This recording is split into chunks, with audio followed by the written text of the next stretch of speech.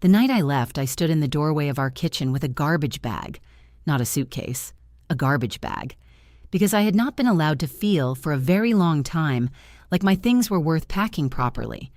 The overhead light was doing that thing it always did in winter, flickering twice before it caught, humming with the specific frequency of something that had needed replacing for 2 years and had never been replaced because that was my department, and I had run out of the kind of energy required to care for things that made no effort to care for themselves. There was a coffee cup on the counter. His, rinsed but not washed, turned upside down on the dish rack the way you might do something if you wanted to perform the gesture of cleaning without committing to the actual project of it. The kitchen smelled like the dinner I had made 3 hours ago, after working 8 hours, after picking Ren up from school, after running the grocery list on the way because I was the one who kept the grocery list in my head and nowhere else. After all of it, there was always an after. The bag in my hand had a broken handle that I had fixed with a twist tie I found in the junk drawer I had organized twice, and that had returned to entropy by the following week both times, because organizing things that other people disorganize is a particular variety of invisible labor that I had been performing for so long that I had stopped noticing I was doing it. I remember looking at the twist tie and thinking, that is so exactly right. That is so perfectly, so precisely right that it almost made me laugh. Almost. I stood in that doorway for longer than I should have, not because I was afraid to go. I had been afraid, in the ambient, low-grade way, for years, and this was something different from fear. I think I was waiting to feel something like grief, the expected grief, the grief that was supposed to come when a marriage ends, the kind you see in films where someone collapses against a door. And the grief was not coming, and that absence frightened me more than almost anything else had in a long time. What came instead was very quiet and very clear, and it arrived not as a feeling, but as a sentence. 3 words that I did not say out loud because Garrett was in the next room, and I had learned, carefully, painstakingly, over years, the way you learn to move quietly around something dangerous, that what I said out loud had a way of becoming material he could use later. The sentence was, "Watch what happens." I closed the twist-tied bag. I picked up my keys from the hook by the door, the hook I had installed because Garrett never knew where his keys were, and I was tired of looking for them, and I walked to my car through the cold. I did not look back at the house, but I could feel it behind me the way you feel something large when you turn your back on it, lit and warm from the outside in the way houses always look from the outside, regardless of what is happening inside them.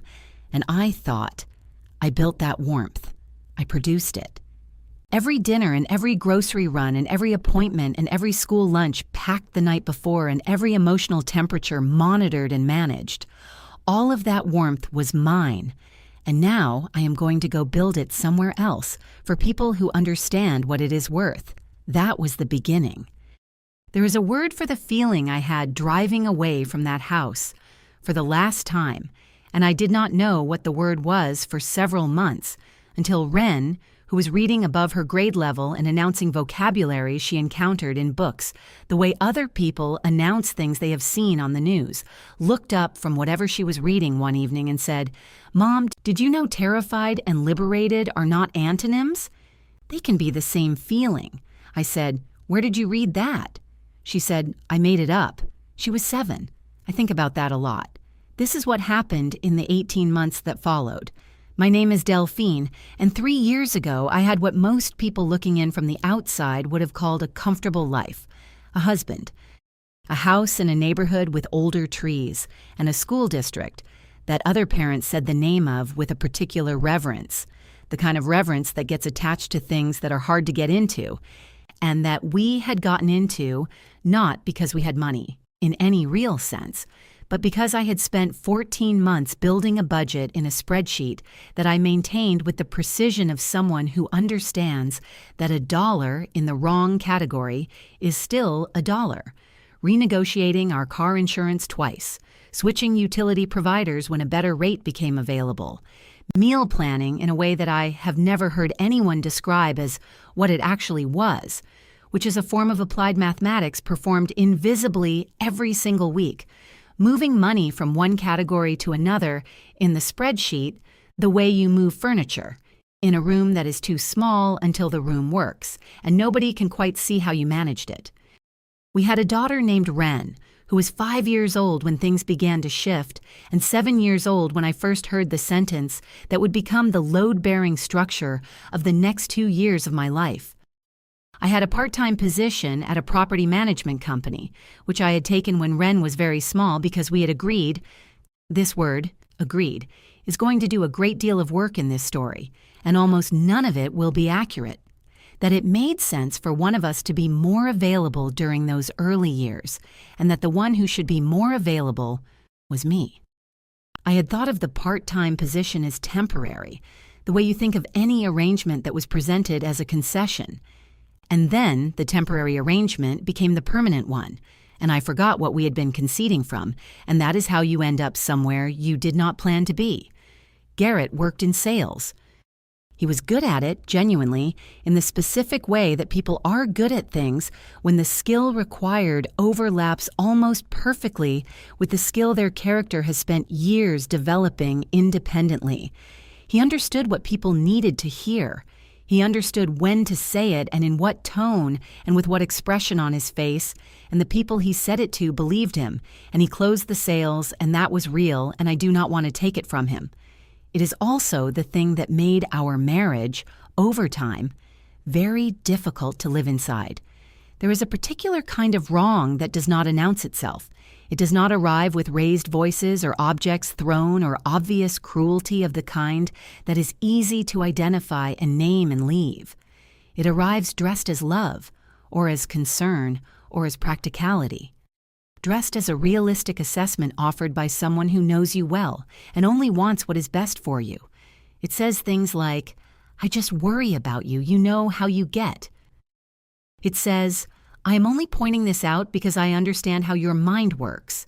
It says, "You have always needed someone around to manage the bigger picture. That is just how you are. It is nothing to be ashamed of." Garrett said versions of all of these things, said them consistently and without raising his voice, which is its own particular skill, to sustain a position over years without ever having to defend it at volume. He managed the information.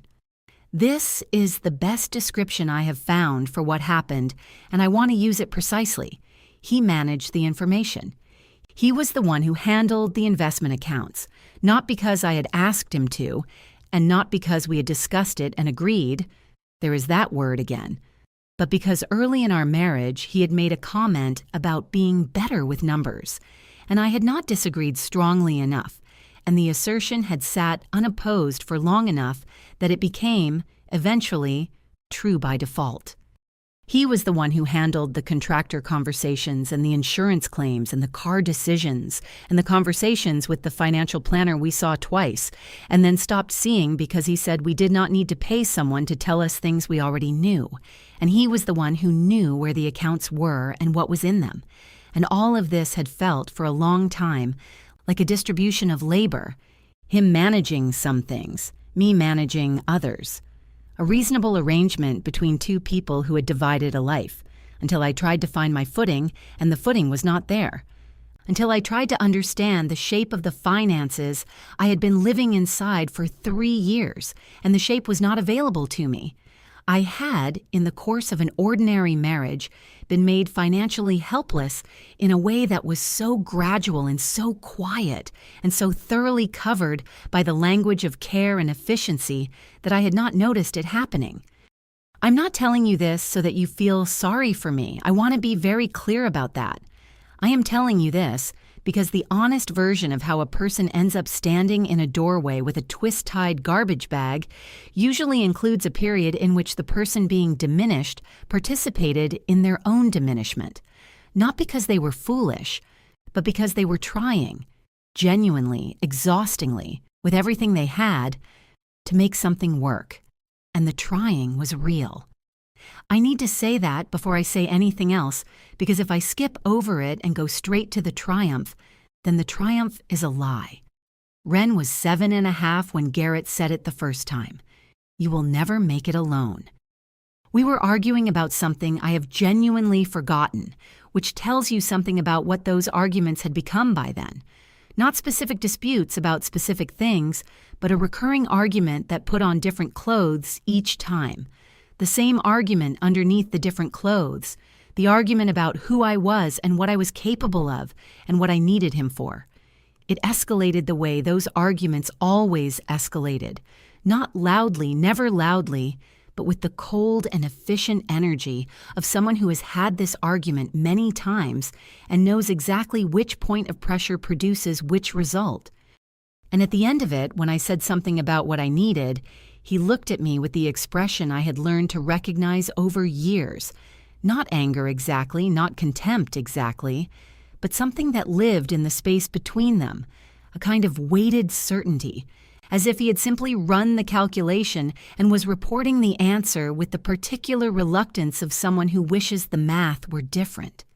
He said, you would never make it alone. And then he left the room. I sat with that sentence. I carried it around for 2 years, the way you carry around a stone you picked up without meaning to, and now cannot figure out where to put down. I carried it in the car, and at the grocery store, and at the property management office, and at 2 a.m. when Wren had a nightmare, and I was the one who got up, who had always been the one who got up, who would go on being the one who got up because that was the job, and I had accepted the job even when the job was not what I had signed up for. Part of me argued with him constantly inside my own head, assembling evidence, marshalling cases, presenting exhibits to a court that would never convene, and another part of me had already decided he was right, because I had been inside his version of reality for long enough that I had lost the ability to measure it against anything else. I need to say this plainly. I believed him.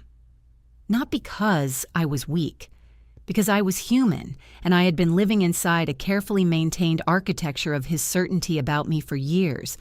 And certainty is harder to argue with than cruelty, because at least cruelty shows you the mechanism.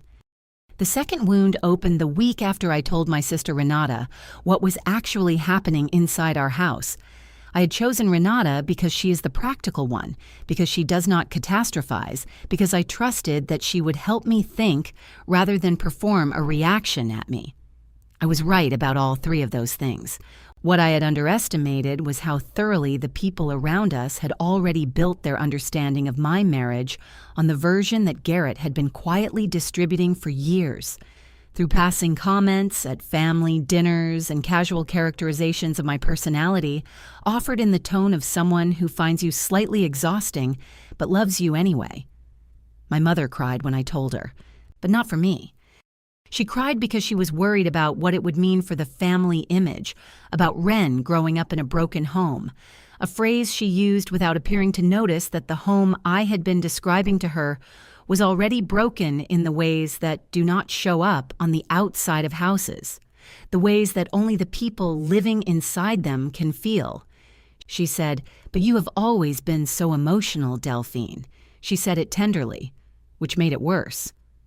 My brother Cillian, who had lived in my basement for 4 months 3 years earlier while he worked through a situation he never quite explained to me, eating the food I bought and leaving dishes in the sink and asking me approximately weekly if I had found him any job leads. Cillian told me I was being hasty, as though 3 years were a first draft, as though I had not been taking notes. My mother-in-law, Bet, called me directly 2 days later, which I gave her credit for in principle, because at least she did not ask Garrett to relay her position on my behalf. The credit ended there. She said, "Garrett tells me you have been struggling emotionally."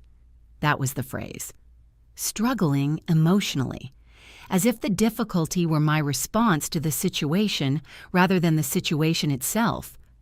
She said, "I hope you understand that these decisions affect people beyond just the 2 of you." And then she said, "And I want to be exact here because the exact words are the ones that stayed with me. Their stability matters more than your feelings."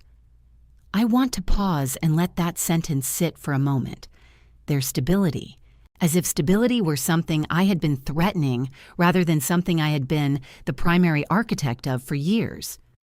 As if the school lunches packed the night before, with a little note inside because Ren was 7 and still needed a note, tucked between the sandwich and the apple to get through the middle of the school day.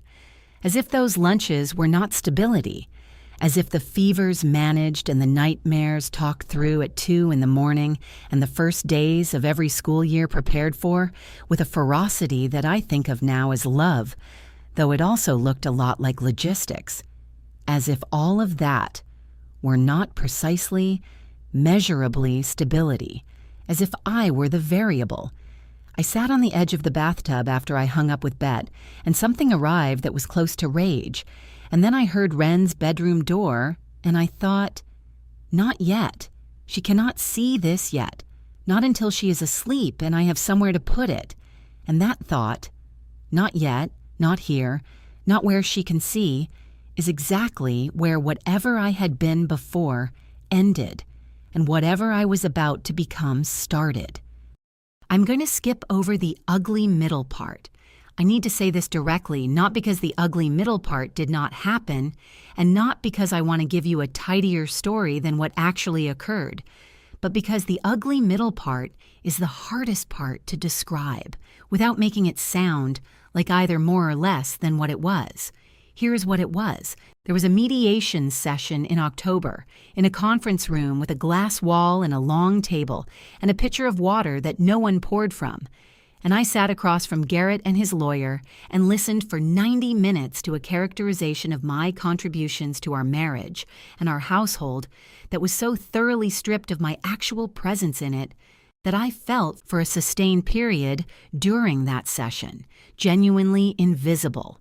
Not metaphorically invisible, but the specific, breathless, unmoored feeling of having your history rewritten in a room while you are sitting in it. I wrote the word careful on my notepad at the start of the session, before anyone said anything, and I stared at it for the entire 90 minutes to keep my face still. There was a week in January where I had $37 in my checking account after bills went through, and Ren needed a specific notebook for school. Spiral-bound, a particular size. She had been very clear about what she needed. And I bought the notebook and told her I was on a health program and ate crackers with peanut butter for 4 days. She never knew. I need her to never know, which is why I am telling you instead of her, because someone should know and because she would feel guilty about a notebook, and a notebook is nothing to feel guilty about. I was working 2 jobs by January. The property management position, which had grown to nearly full-time hours, and a bookkeeping practice I had started, quietly and without making any announcements about it, for 3 small businesses in the area. I had started the bookkeeping work because somewhere in the process of leaving and looking at what I was left with, I had noticed something that required me to revise an assumption I had been carrying for years. The skills I had been using invisibly inside my marriage, the spreadsheets, the budget management, the ability to look at numbers and understand the story they were telling and the story they were deliberately not telling, were skills that had value outside of my marriage, that other people, running their own businesses and their own finances, would actually pay to have access to. The spreadsheets that Garrett had characterized, when he characterized them at all, as me keeping myself busy, those spreadsheets were, it turned out, a professional skill. I had always had them. I had simply been living somewhere that required me to misclassify them. The ugly middle part was ugly in the ways I have described, and in other ways I will not go into here, because there is a limit to how much of it you owe anyone, and because the ugly middle part is not the point. The point is only this: you do not stay there. You move through it, not because you are exceptional or because the universe bends toward fairness or because you believed hard enough. You move through it because you have a 7-year-old who needs lunch packed and you are the only one who packs it. And some mornings that single unavoidable fact is the only thing that gets you vertical. And it is enough. It is more than enough. It is, in the most literal sense, everything. The turn came in March, 8 months after I left. I want to describe what those 8 months were like in their texture, not their events, because the texture is the part that matters. They were months of doing things before I felt ready to do them, of calling offices I had never called before and asking questions I did not know how to ask, and writing down the answers and calling back when I did not understand the answers, of learning in small, humiliating increments the shape of my own finances, my own credit history, my own standing in the world as a person who existed independently, of sitting across from a lawyer, a woman named Petra, who was precise and no nonsense, and who handed me information with the specific efficiency of someone who has delivered the same information to many people in similar situations, and has decided that the most respectful thing is to be clear and understanding, for the first time, what I actually had and what I was actually owed and what I was actually capable of claiming. Petra did not pity me. She gave me facts and she gave me options, and she told me what the realistic outcomes of each option were. And that was more valuable than any sympathy anyone offered me in that period. Facts are stable. Facts do not require anything of you, except that you deal with them. The turn came in March, 8 months after I left. One of the businesses I was doing books for was run by a woman named Constance. She was 61. She had started her company at 54 after a period of her life that she mentioned once, sideways, in the specific way that people mention things they have decided not to make into performances. I understood from how she mentioned it that she had her own version of an ugly middle part, and that she had arrived at the same conclusion I was arriving at, that the ugly middle part would not be the whole story, and that the energy spent dwelling in it is energy that could otherwise be used for building something. Constance had a quality I have come to recognize over the years since in people who have rebuilt themselves from real nothing. She was not easily impressed, and when she was, she said so without decoration. In October, she had asked me to look at some inconsistencies in her quarterly accounts. I found 4 of them. I explained what I thought had produced them and what I thought should be done, and she said, in the way she always said things, "All right, do that." I did it. In March, she called me and said she wanted to offer me a full-time position, not office management, financial oversight. She named a title, and then she named a number, and the number was more than I had made at my best point before, including during the years when Garrett's income was part of our household picture. I want to tell you honestly what it felt like in that moment, because I think the honest version is more useful than the triumphant one. It felt terrifying. Not because I did not want it, because I did, and wanting something that significant, something with only your name attached to it, something you would succeed or fail at entirely on your own recognizance, is its own particular variety of fear. It is not the fear of someone who believes they cannot do it. It is the fear of someone who is beginning to think they can, and who is reckoning, perhaps for the first time, with what that means. I said yes on the phone without taking a pause, because I had learned the specific cost of pausing. I started in April. By June, I had given notice to the bookkeeping clients, because the new role needed the entirety of my attention, and because I was learning, in small daily increments, how to make decisions that were mine without waiting for a permission I no longer needed.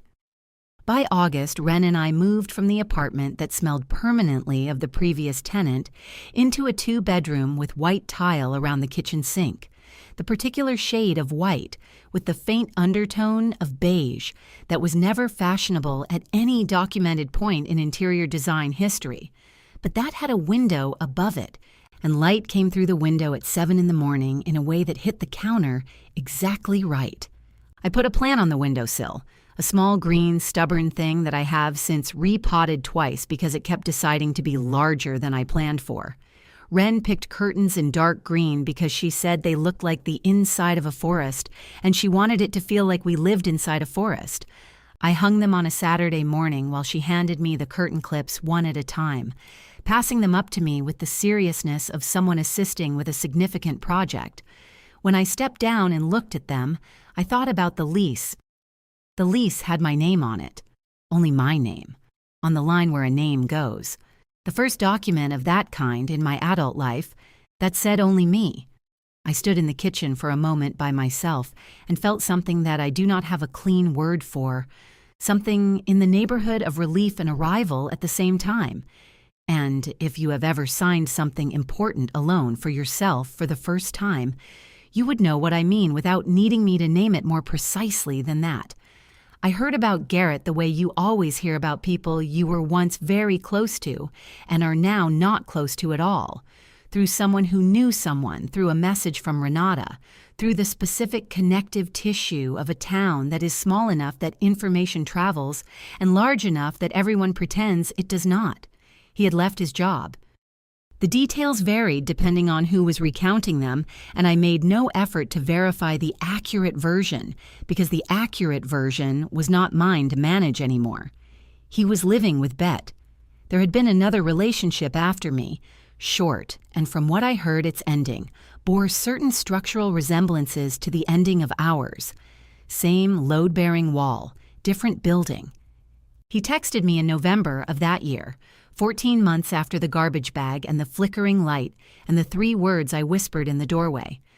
I was standing in the kitchen when the message came in, having arrived home from a day at work that had gone well in the specific quiet way that days go, well when you are doing something you are actually capable of. The text said, "I hear you are doing well. I hope that is true." It said, "I have been thinking about things lately." It said, "I am sorry if I was not what you needed. If." That word, if, sitting in the center of the apology, changed everything around it, as though the events were still in dispute, as though the ledger were not yet closed. I held the phone for a moment, not because I was deciding how to respond, because I had already decided before I had even finished reading it, that I was not going to respond. What I was doing was marking the moment, noting that it had arrived, that somewhere out there, through whatever channel these things travel through, he had heard enough of what I had become to send that text, and he needed me to know he had heard, and that was the whole of it. Watch what happens. I had whispered it in a flickering kitchen 14 months ago, and now I was standing in a kitchen with a plant on the windowsill and forest curtains and a lease with only my name on it, and the loop was closing not with ceremony, but with the specific quiet of things that were already decided. I put the phone face down on the white tile counter. I finished making dinner. I set the table for 2. I did not respond. I did not feel guilty about not responding, and I did not spend the evening turning the message over in my mind looking for the right way to answer it, because no answer was the right answer. Because the silence was already saying everything that needed to be said, and because he already knew. That was the thing about the text. It was not a question. It was a confirmation that he had received the information he had received, and he needed me to know he had received it. Watch what happens. He had watched. This was him, watching. Ren was 9 years old by the time the apartment had become fully, unambiguously home, rather than a place we were in the active project of converting. She had adapted to everything with the specific resilience of children who are loved in a consistent and honest way, which I had done, not perfectly, but with the kind of sustained intention that I think is the closest any of us can get. Children have their own accounting systems. They are stricter and more accurate than ours, and they run continuously, and they are tracking things we do not know we are broadcasting. Ren knew the important things. She knew that we were safe. She knew that there was enough. She knew that her mother showed up. One evening, she was at the kitchen table working on a school project about people who had overcome obstacles, the kind of project that is assigned in the 4th grade and is more interesting than it sounds because children pick their subjects with a candor that adults lose somewhere along the way. She was reading through her folder and she looked up at me with the expression she has, direct and a half beat ahead of where you think she is, and she said, "Mom, what was your obstacle?"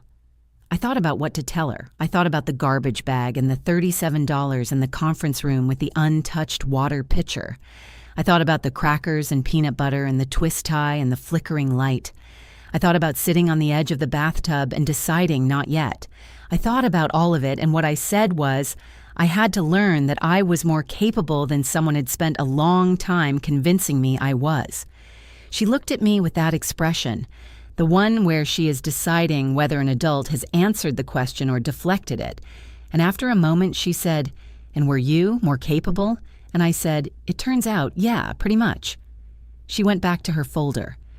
I stood at the kitchen window looking at the dark green curtains that looked like the inside of a forest, at the plant that had needed repotting twice and was already considering needing it a third time, and I thought, that is it.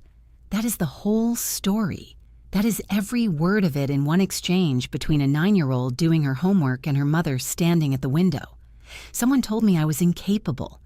I believed them for a while, because belief is not always a choice, and doubt is not always a failure. And then I got tired, and I stopped, and I found out they were wrong. And the proof is in every ordinary day that has accumulated since, none of them dramatic, all of them mine. I do not tell this story because I want your sympathy, but I also do not tell it because I want to settle some score, or because I need the world to see Garrett clearly, or because I am still, after everything, arguing the case I spent 2 years arguing in my own head. That argument is finished. The closing argument was the lease. The closing argument was the plant on the windowsill. The closing argument was a salary that said, in the clear and unambiguous language of a number, that someone had looked at what I was capable of and priced it accordingly. I do not need to make the argument anymore. I do not tell this story because I want your sympathy. I need to say that clearly and without qualification, because I think stories like this one are almost always received as an invitation to pity the person at the center of them. And that is not what I am asking for. I have a kitchen with a plant in it. I have curtains that look like a forest. I have a daughter who asks me the right questions and hands me curtain clips on Saturday mornings one at a time with the gravity of someone assisting with something that matters. I have a position I was offered because someone looked at my work, not my personality, not my potential, my actual work, and decided it was worth a salary. I have a lease with my name on it and an apartment I've learned, slowly, to move around in without apologizing for taking up space. I do not need anyone to feel sorry for me. What I hope for is that if you are listening to this right now and you recognize something in it, the doorway, the weight in the coat pocket, the version of that sentence that was said to you by whoever said it, you will take that recognition seriously and not dismiss it. I know that there are people hearing this who understand exactly what that doorway feels like, who have stood in their own version of a flickering kitchen with their own version of a twist-tied bag, having been told by someone whose certainty they trusted that they were not capable of what they were, in fact, completely capable of. Maybe it was not a spouse.